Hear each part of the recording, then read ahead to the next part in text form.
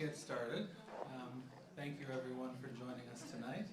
This is the second of three lectures, a speaker series designed to introduce anthroposophy, spiritual science, from three different perspectives. In a moment, Grant will introduce Reverend Jonah Evans, but before we do that, I'd like to talk a little bit about anthroposophy and spiritual science and give a kind of very general introduction to it. So, when we try to introduce anthroposophy, we first of all encounter the figure Rudolf Steiner, who is the one who brought spiritual science into the public domain. He lived from, I believe it was 1864 to 1925. Did I just do something up there? Oh, okay.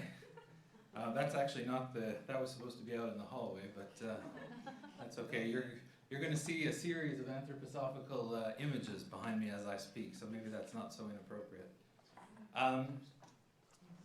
When we go to understand Rudolf Steiner, we face two fairly significant problems. The first one, I would say, is a category problem, and the second one is a credibility problem.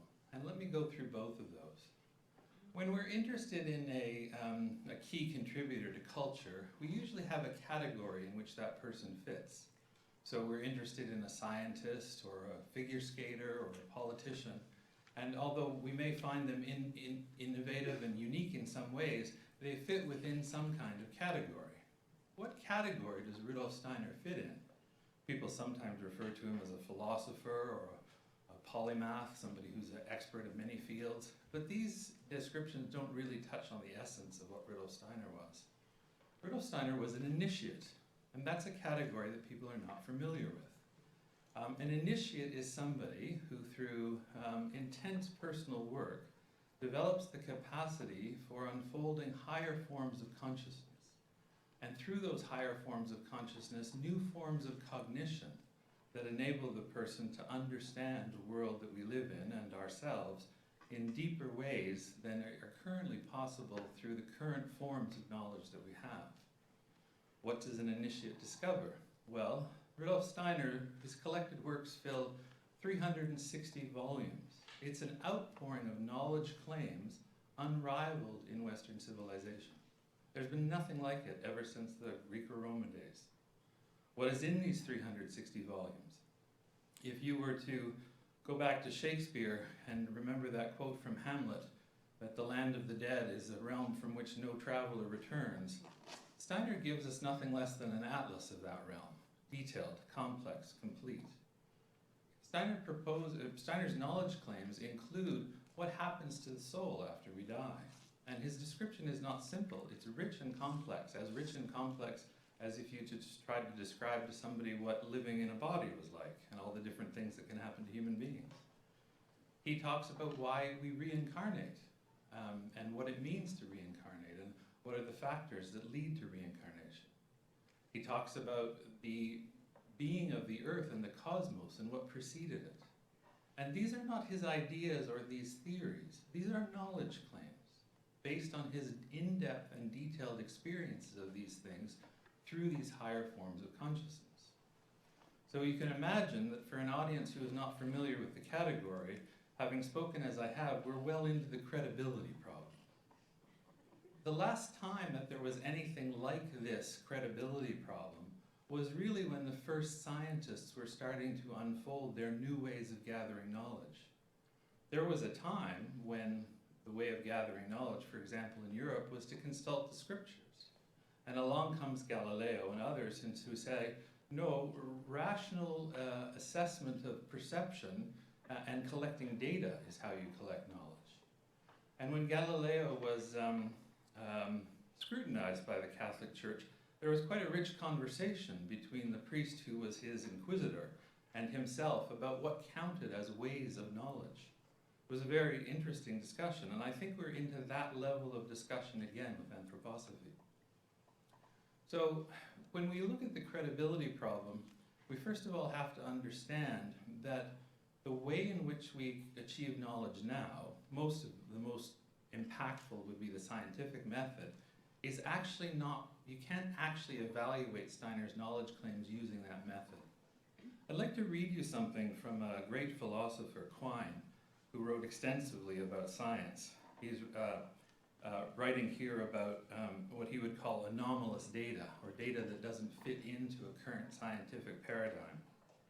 He says, quoting Paul Valere, "A difficulty is a light. An insurmountable difficulty is a sun. Any occult phenomena, any clear case of telepathy, teleportation, or clairvoyance, a ghost, a flying saucer, any of these would delight the scientific mind.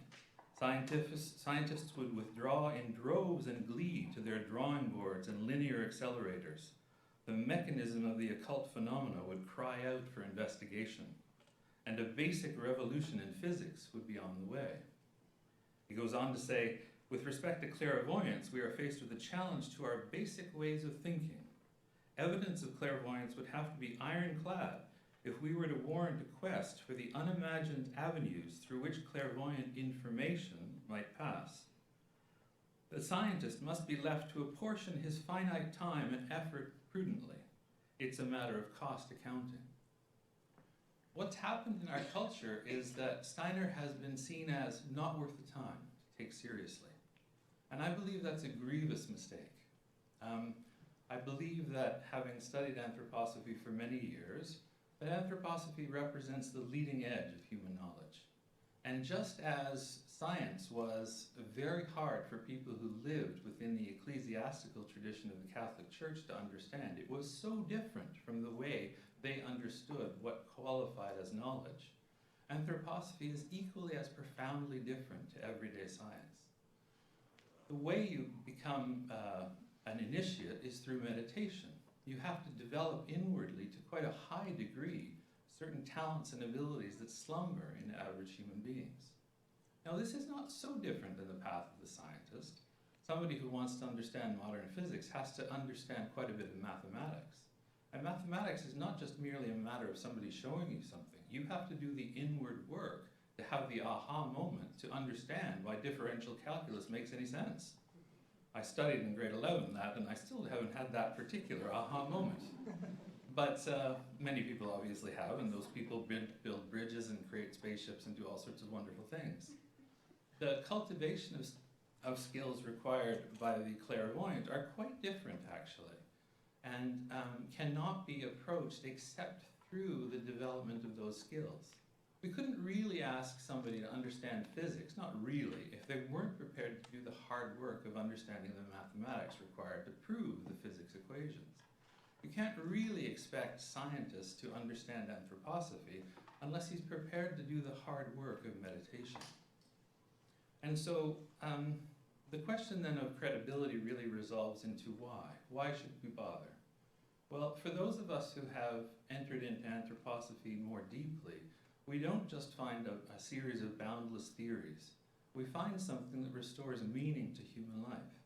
And more importantly, something that sets into our heart powerful forces of moral motivation to lead a good life and to become a better person. Those heart forces are desperately needed in our culture right now. And those heart forces cannot just come through listening to a sermon here and there. They have to come through the in-depth personal discovery that we are connected to the spiritual in the world, that the spiritual in the human being is connected to and a part of the spiritual in the world. So I will turn it over to Grant now to introduce Jonah Evans, but I want to say that what Jonah will talk about today will touch on these heart forces, and so hopefully you'll get some inkling of some of the relevance of anthroposophy to everyday life.